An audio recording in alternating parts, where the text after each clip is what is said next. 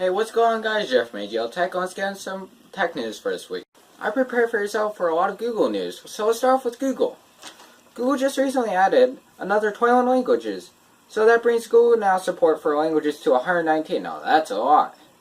The 21 new languages include Amazigh, Bengali, Lao, Sinhala, Sandasi, Nepali, Urdu, and Tamil. And I know I did not say those right, so Google collected speech samples from native speakers saying common phrases. They said in a blog post, "This process trained our machine learning models to understand the sounds and words of the new languages and improve their accuracy when exposed to more examples over time."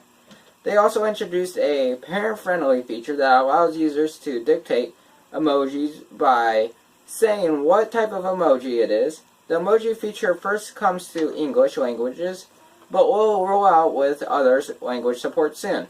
So hopefully we can see that emoji thing come out soon. I mean, that could be pretty neat, especially if you're trying to drive and you could just say the emoji instead of having to text and drive, use that speech to text.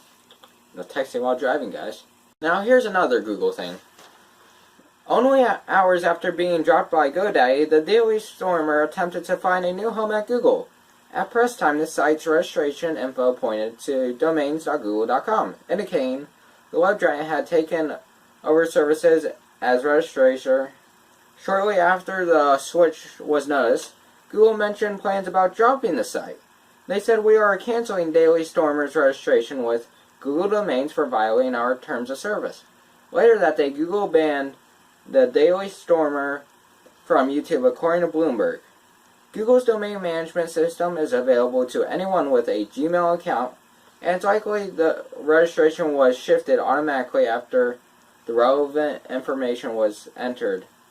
Previous registration data indicated Daily Stormer founder Andrew Avgilin is a Gmail user. It's still unclear which policy in the terms and services was violated. So just make sure you read before you accept it, just so you know what you're getting yourself into. That's what I have to say about that. Here's some more news about the V30.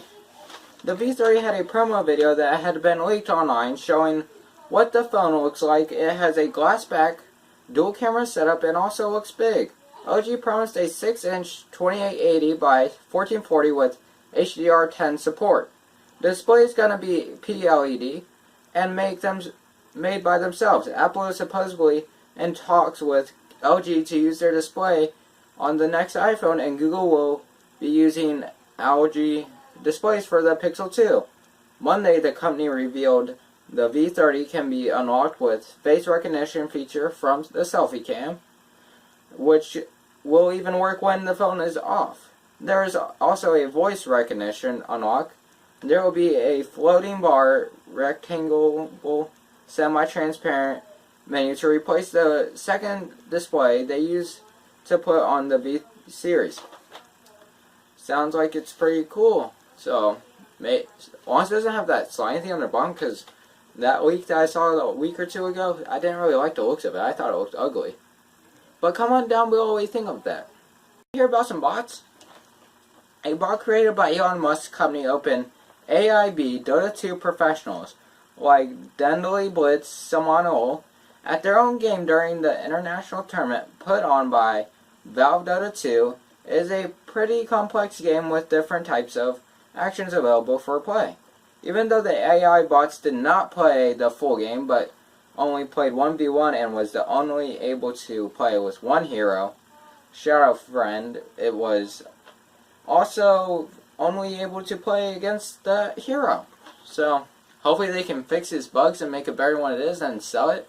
But I don't really want to get to how much it'll probably cost. It'll probably cost a lot. Not gonna lie. Now let's talk some about this platform, YouTube. YouTube is testing a live count of viewers on regular videos, so you can see how many other people are watching the video you are watching at the moment. The testing seems to only be on select Android phones right now.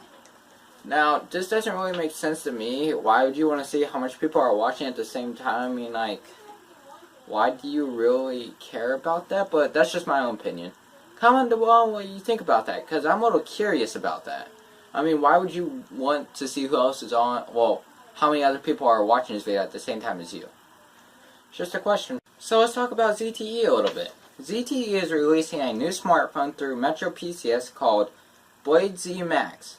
It has a Snapdragon MSM 8940 CPU, 2GB of RAM, 32GB of onboard storage with expandable storage up to 128GB, and a 4080 mAh battery with a 2 megapixel and 16 megapixel real dual camera.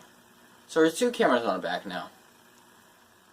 8 megapixel selfie camera, rear fingerprint scanner, 6-inch Full HD display, USB Type-C port, and runs Android Nougat and comes up to $129.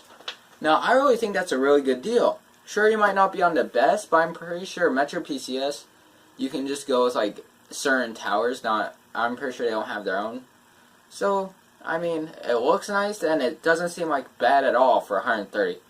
So what do you guys think? Comment down below on that too. HBO tried to play off hackers who stole scripts, shows, and employee info sometime last month. In the message, HBO wrote, "It's a show of good faith and oversight. We are willing to commit to making a bug bounty payment of $250,000 to you as soon as we can establish the necessary account and acquire Bitcoin." HBO declined to both publications, but Variety says it was able to be confirmed that the email was real, but HBO may have had no intention of paying. It's unusual to see such a huge corporation with a hacker at all. I mean, you're going to pay hackers to do something for it? I mean, you figure they'd be against the hackers, but now they're trying to work with them? No. That's always sketchy. Now let's talk about Intel. Intel decided to reveal its next processor architecture, codenamed IceLake. Basic information of it was posted on Intel's Codename Decoder, saying that the IceLake CPU family is a successor to the 8th gen Intel Core family, and that the chips will utilize one of Intel's industry-leading 10nm plus process technology. It's really weird to hear about IceLake considering Coffee Lake or Cannon Lake aren't even launched yet, but this is all rumors, so, I mean, it could be true, it could not be, I mean, you never know, but still, it's weird to hear about it this early. Razer announced Tuesday a new mouse called Atheros. It's an optical mouse with a 7200 DPI, 5 programmable buttons, has Bluetooth and wireless 2.4 GHz connectivity, has an ambidextrous design, and 350 hours of battery life, but it doesn't come with RGB chroma options. And it comes at a MSRP of $50 and has free shipping, so I mean, what can you go wrong with that? I mean, what can you go wrong with it is it doesn't have RGB. Like, come on, you need RGB now these days.